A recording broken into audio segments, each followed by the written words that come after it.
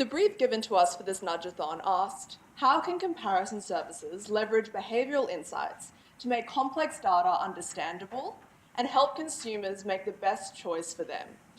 Over the past few days, we've heard from many stakeholders regarding open banking and the challenge of switching, but we haven't heard from the most important player, the consumer. The consumer who was frustrated by the nonsensical information presented to them, born from their valuable data. It's simple. We need to make it simple. So who are we? My name is Jess, and this is Kate, Lara, and Chelsea.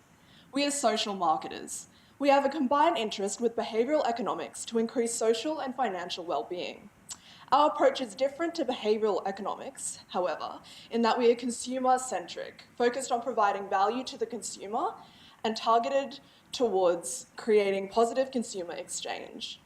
Some of the benchmark criteria of social marketing are that interventions are based on customer orientation and segmentation.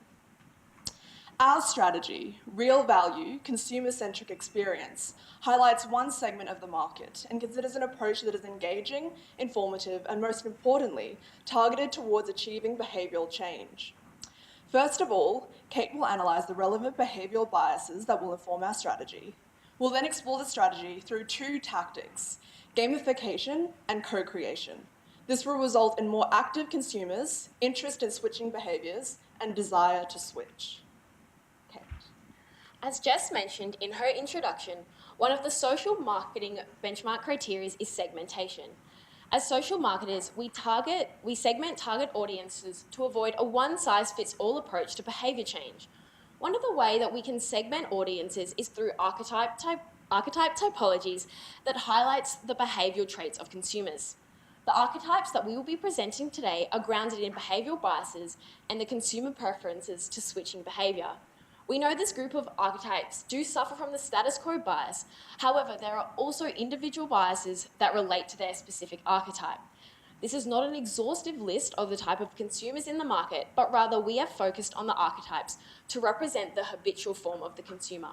So we have the doubtful, the cynic, and the gambler. Today we will be focusing on the gambler. The gambler is opposite of risk-averse, overconfident, and has impaired judgment. In terms of their switching behaviour, they are always looking for shortcuts that gives them the biggest gain. Because we are using archetypes that are behaviourally informed, this doesn't have an age limit. But because our strategy is informed by these archetypes, we have chosen to focus on the demographic of millennials. So, considering the behavioural biases and the subsequent archetypes, it's clear that there is no one silver bullet approach to addressing the challenge of switching.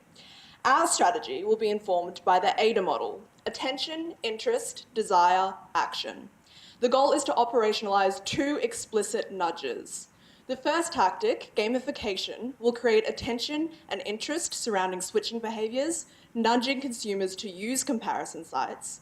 And the second tactic, co-creation, aims to facilitate desire and action to nudge consumers towards actually making the switch.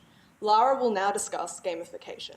So as social marketers, we know that there is a key insight that really restricts consumers into interacting with their data, and that's the fact that they just don't understand it. I mean, really, what is annual base rate, am I right? So we are using gamification so that consumers are able to contextualise their financial situation, to understand it, and to make it, of course, relatable to them in real terms. So we are nudging them to switch from being passive consumers who are mundane, who think of financial situation as mundane, and making them active decision makers who are vested and have an interest in actually learning about it and improving upon their situation. So, as speaking about the gambler, let's introduce Eric. He is overconfident, he is high risk, and above all else, he values his short-term gains and doesn't consider his long-term consequences. So, because he's a millennial, he loves to game. He's always on his phone. So Eric, of course, will go onto our game, Credit Climber, and create an avatar, personalise it. What's his long-term goal? Well, Eric wants to buy a house, don't we all? Eric also has his weaknesses, everyday things that he does, and actually, what he doesn't know, limit his ability to get that long-term goal. Saturdays are for the boys, so of course he's going to go big or go home. He also has the fact that he loves to shop. He's got to please that girl at home, of course, and his 3 coffees a day because he really just can't function without it. So Eric will then start to play the game. He's given prompts throughout his game that really gets him to consider his financial situation.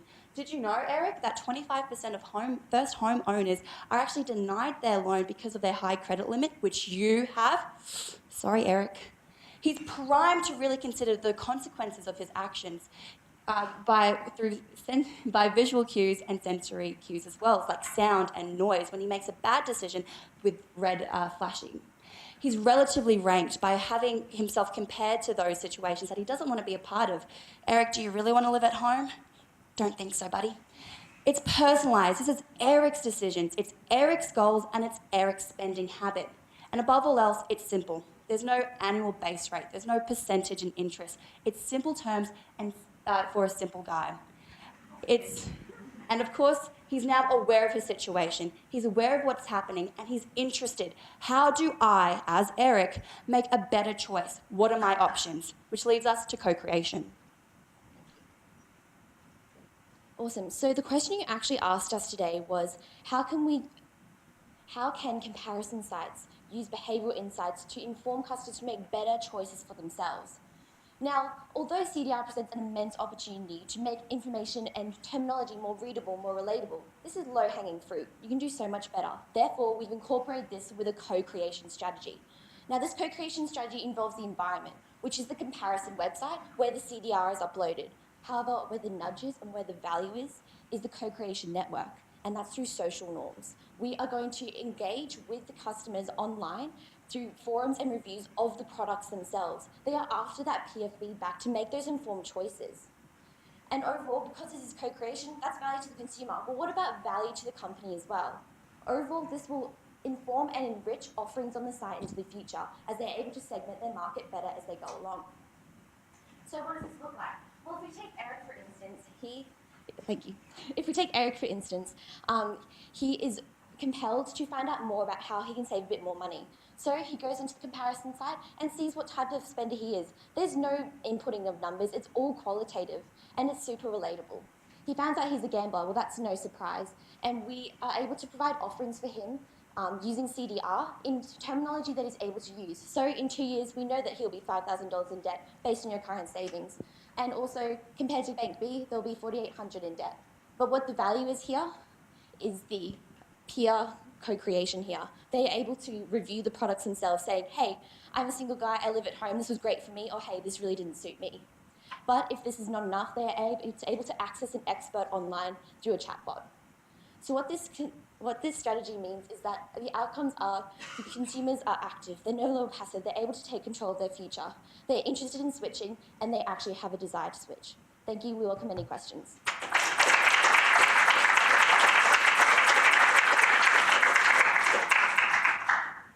So the first question is who funds this? Who actually does it?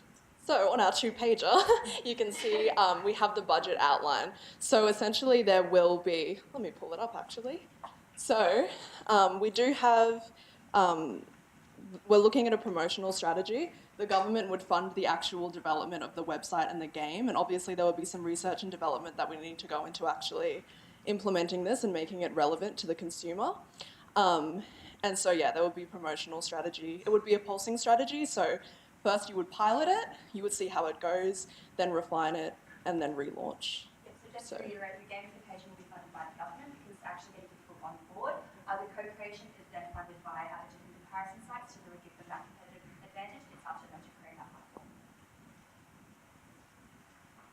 You didn't speak much about initial consent provision. Can you just briefly talk about that? Yeah, so the whole idea was that throughout the game, so the idea of gamification is that it engages consumers because they're interested and they have a motivation to play the game, and in that way it provides interest in the non-game elements. So the idea is that by giving Eric those kind of cues and that advice, it's also informing him about CDR. It's giving him more information so that he understands the concept of it, so when he actually goes to the site, He'll fill in that survey, which will give him the gambler again, which is consistent with his personality. And obviously for a gambler, it would be able to tailor the fact that he probably wouldn't want to read too much. It'd be a few key points. He already knows about CDR. It's informed consent. That's the whole idea. Thank you, guys.